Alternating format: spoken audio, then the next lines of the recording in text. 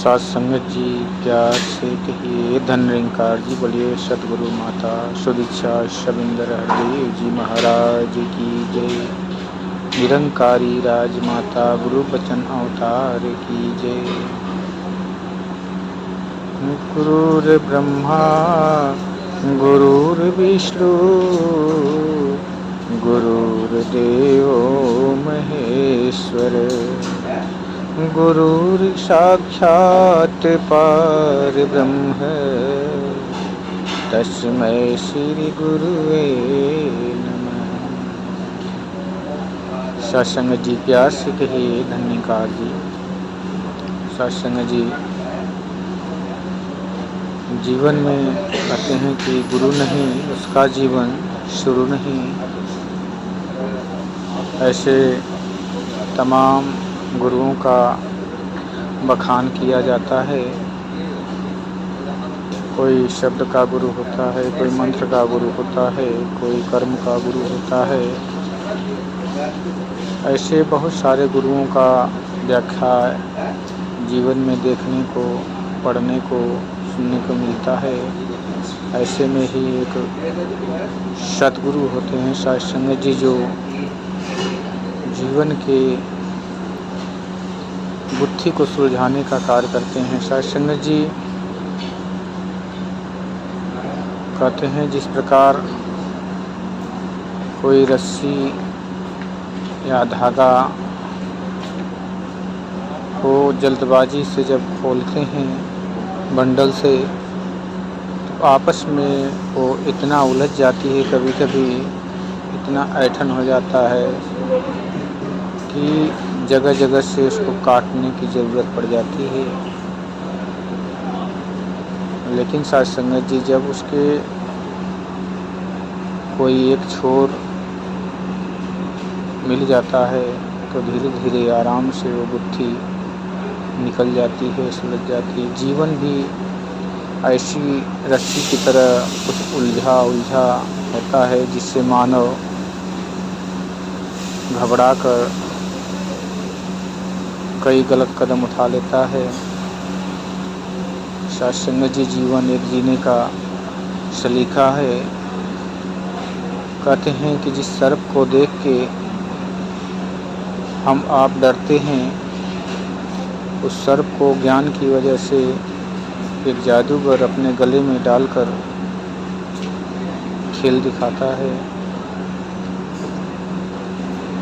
एक इंसान उसी सर्प को गले में डालकर खेल दिखा रहा है, और दूसरा इंसान उसी सर्प से डर के भाग रहा है। ठीक इसी प्रकार सत्संग जी ये जीवन का रहस्य भी है।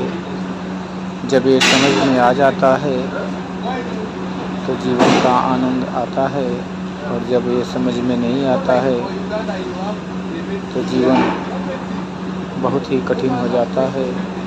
लेकिन अगर स्वयं से ही कोई इसको समझना चाहे तो नहीं समझ सकता। सत्संग जी उदाहरण के तौर पर देखें तो एक इंसान होता है, अपने घर परिवार में इतना उलझ जाता है कि जाके आत्महत्या करने की सोच लेता है, और निश्चय कर लेता है कि मैं आज समुद्र के किनारे जाके आत्महत्या कर लूँगा।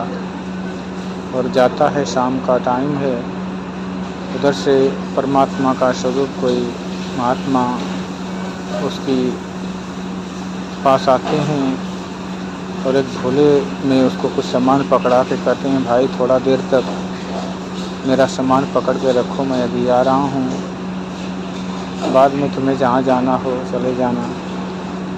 वो इंसान उसको झोला पकड़ा के सत्संग जी चले जाते हैं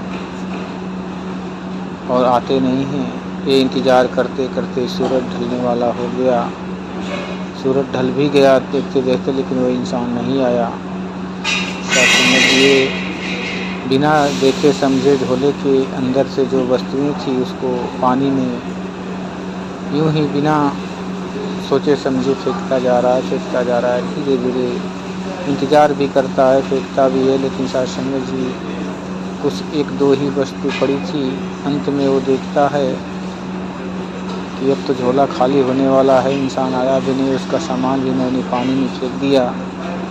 अंत में जब हाथ सामने नज़रों के करता है तो हीरे हैं जो रात भर में धीरे धीरे उसने झोले से फेंक दिया, और वो हीरे अंतिम हीरे उसके हाथ लगते हैं तो कहता है कि मैं तो पैसे के कारण ही इस संसार में दुखी था, जिससे मेरा कलह परिवार में था, और इतना कीमती हीरो मैंने बिना सोचे समझे पानी में फेंक दिया। साधुसंगत जी, ऐसे ही एक कीमती हीरा जीवन है जो अनमोल दात परमात्मा ने बख्शी है। इसको हम बिना सोचे समझे ही यूं ही गंवाते चले जा रहे हैं। श्वास श्वास प्रति क्षण बीती जा रही है।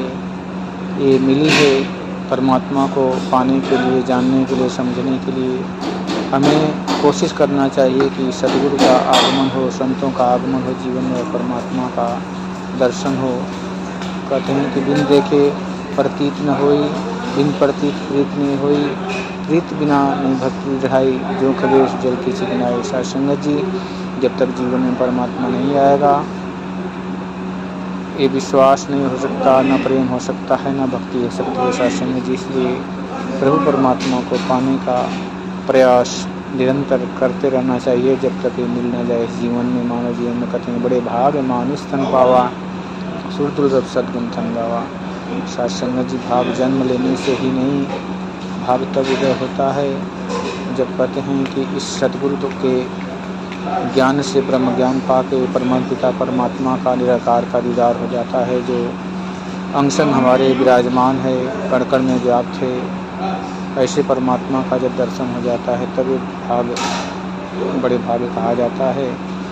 नहीं तो साधुसंगत कहते हैं कि निद्रा भोजन भोग भय, ये सब पुरुष समान, ज्ञान अधिक एक नर में, ज्ञान बिना पशु जान। साधुसंगत जी, अगर परमात्मा का ज्ञान जीवन में नहीं हुआ तो साधुसंगत जी इंसान भी पशु के ही समान है। साधुसंगत जी, प्यार से कहिए धन्यवाद जी।